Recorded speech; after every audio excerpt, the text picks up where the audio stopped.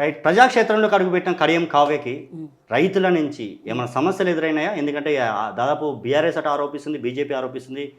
పంట మొత్తం ఎండిపోయి రైతులు బాధపడుతున్నారు, నీళ్లు లేక, సాగునీరు.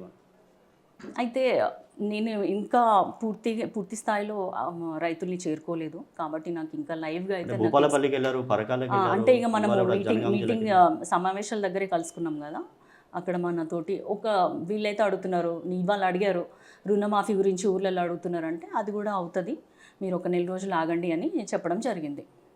ఓకే. ఇప్పటివరకు దాదాపు ఒకటి కరువు అంటే ఇప్పుడు వర్షాకాలాలు అయితే ఇప్పుడు రావు, డిసెంబర్లో, జనవరిలో, ఫిబ్రవరిలో రావు. కాబట్టి అప్పుడే కరువు వచ్చిందనో లేకపోతే అప్పుడే రాగానే మిగిలిన వాళ్ళ తప్పులని మన మీద వేయడానికి ట్రై చేస్తున్నారు తప్ప అందులో వాస్తవం లేదు. రైతులకు కూడా ఇప్పుడు ఈ పాటికి పంట చేతికొచ్చే టైం కాబట్టి ఈ 1 మంత్ కొంచెం ప్రాబ్లం ఉంటుంది. కాంగ్రెస్ వస్తే కరువు వస్తుంది అంటే ఏమంటారు? అదే అది జూన్ జూలైలో చూస్తే తెలుస్తుంది కదా. అంటే ఇప్పుడు ఎండాకాలం ఇప్పుడు నేను ముందే ప్రిడిక్ట్ చేసి చెప్పలేను కదా, జూన్ జూలైలో వర్షాలు పడతాయా లేదా అని నేను చెప్పలేను. కాంగ్రెస్ ఇప్పుడు 10 ఏళ్ల నుంచి బీఆర్ఎస్ ఉంది, సో కాంగ్రెస్ వస్తే కరువు వస్తుందా లేదో మనం నెక్స్ట్ ఇంటర్వ్యూలో మాట్లాడుకుందాం. Right madam. కాంగ్రెస్లో దాదాపు మీరు ఎంపీగా గెలిస్తే కాంగ్రెస్ పార్టీ నుంచి ఏ విధంగా ప్రజలకు న్యాయం చేస్తారు? వరంగల్కి మెయిన్గా ఉన్న సమస్య కోచ్ ఫ్యాక్టరీ, ఇప్పటివరకు కూడా రాలేదు.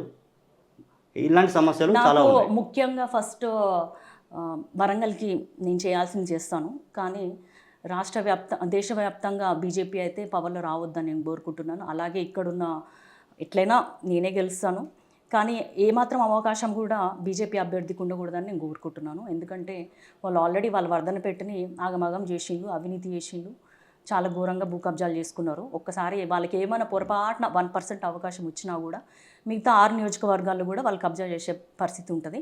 ఎందుకంటే నిన్ననే భూపాలపల్లికి వెళ్తే అక్కడ కూడా కొండలు, క్వారీలు అన్నీ కూడా వాళ్ళ పేరు మీద ఉన్నాయంట. వాటిని కూడా బ్లాక్ చేయడానికి అక్కడ ఎమ్మెల్యే సిద్ధంగా ఉన్నారు. ఓకే. ఇప్పుడు వరంగల్ మాజీ ఎమ్మెల్యే, హన్మకొండ మాజీ ఎమ్మెల్యే వినయ్ భాస్కర్ కూడా ఒక వర్డ్ అన్నారు. ఇద్దరు లీడర్స్ అంటే మీరు అటు ఆరూరు రమేష్, కేసీఆర్ దగ్గర నేర్చుకుని పోయిన వాళ్ళే కడియం శ్రీహరి, ఆరూరు రమేష్, వాళ్ళకి ఎవరు అభ్యర్థులు లేక మా పార్టీ నుంచి తీసుకున్నారు అని అంటే. సో నేర్చుకోవడం అనేది మనిషి జీవితంలో ఒక భాగం. ప్రతి ఒక్కళ్ళు ఒక విద్యార్థి. నేను కాంగ్రెస్లో నేర్చుకోవచ్చు, బీఆర్ఎస్లో నేర్చుకోవచ్చు, ఎక్కడైనా నేర్చుకునేటోళ్ళు నేర్చుకుంటారు, కానీ మంచి నేర్చుకోవాలి. ఎక్కడ పోయినా చెడు నేర్చుకొని అక్కడ వెళ్ళి విచ్చలివిడిగా వాళ్ళు చేసిన అక్రమాలు కాపాడుకోవడానికో కప్పిపుచ్చుకోవడానికో వెళ్ళిన బాపత్ అయితే మేము కాదు. తెలంగాణ వ్యాప్తంగా పొలిటికల్ లీడర్స్ అంటే ఇటు బీఆర్ఎస్, బీజేపీ ఎందుకు కడియం కుటుంబాన్ని టార్గెట్ చేసి మాట్లాడుతున్నారు? అంటే ఇప్పుడు ఏమంటారు, కాయలు పండ్లున్న చెట్లకే దెబ్బలు తగిలినట్టు బలమైన ఇన్ని రోజులు వాళ్ళు కడియం శ్రీహరినే కదా వాయిస్గా వాడుకున్నారు బీఆర్ఎస్ వాళ్ళు కాంగ్రెస్ మీదకి. ఎందుకంటే కడియం శ్రీహరి మాట్లాడితే ఇంకొకరు నోరెత్తారు, ప్లస్ లేదా అతన్ని నువ్వెందుకు మాట్లాడుతున్నావు, నువ్వే ఇన్ని తప్పులు చేసినావు అని అడిగే పాయింట్అవుట్ చేసే పరిస్థితి లేదు. కాబట్టి కడియం శ్రీహరిని ముందు పెట్టుకొని నడిపించింది ఇన్ని రోజులు అసెంబ్లీ కానీ మిగతా విషయాల సమస్యలపైన అన్నిటిపైన కూడా.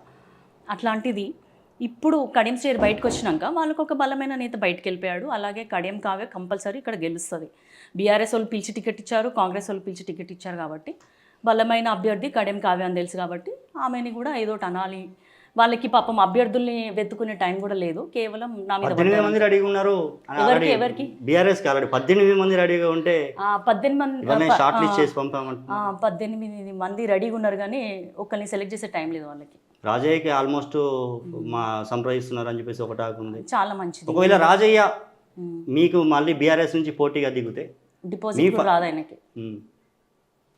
నా గెలుపు ఇంకా ఈజీ అవుతుంది, నేను ఎక్కడికి వెళ్ళాల్సిన అవసరం కూడా లేదు ప్రచారానికి. ఎందుకు ఇన్ని రోజులు రాజయ్య మీద ఆరోపణలు వినబడ్డాయి, ఇప్పుడు ఎందుకు సడన్గా వినిపించట్లేదు? ఆయన అసలు చీకట్లోకి వెళ్ళిపోయాడు కదా, కాబట్టి ఆయన మీద ఇప్పుడు కనబడని వ్యక్తి మీద ఏం ఆరోపణలు చేస్తారు? అంటే అధికారంలో ఉండి తప్పులు చేసినప్పుడు ఆయన ఆరోపిస్తారు కదా. మీకు పోటీ ఎవరు ఇప్పుడు వరంగల్లో? అంటే బీజేపీ అసలు ఎవరు పోటీ కాదు, పార్టీగా కాస్త కూస్తో బీజేపీ మాత్రమే ఉంది. ఆరూరు రమేషే ఒక మచ్చబడ్డ నేత, ఆయన మీదనే అనేక ఆరోపణలు ఉన్నాయి. ఆయనకి ఏంటంటే తన మన భేదం లేకుండా భూ కబ్జాలు చేసిండు, వెంచర్స్ చేసుకున్నాడు, లిటిగన్ ప్రాపర్టీస్ చేతపుచ్చుకున్నాడు, అన్ని అక్రమాలు చేసిండు. కాబట్టి ఏదో ఒక అధికార పార్టీకి వెళ్ళాలనుకున్నాడు, బీజేపీలోకి వెళ్ళిపోయాడు. కాబట్టి అక్కడి నుంచి కూడా మనకి ఏమి ఇబ్బంది లేదు. బీఆర్ఎస్ వాళ్ళైతే ఇంకా అభ్యర్థిని కూడా ప్రకటించలేదు, కాబట్టి ఈ రెండు కూడా నేను ఏమీ కాంపిటీటర్స్ అనుకోవట్లేదు. ఓకే. మీరేమో బీఆర్ఎస్లో లీడర్స్ మమ్మల్ని పట్టించుకోకపోతేనే మేము పార్టీ మారామని చెప్పేసి మీరు అన్నారు. ఇప్పుడు బీఆర్ఎస్ నేతలు మటుకు మేము పట్టించుకోకపోతేనే మాతో కలిసి రీసెంట్గా కూడా ధర్నా ఎట్లా చేసింది కడియం కావ్య అంటున్నారు.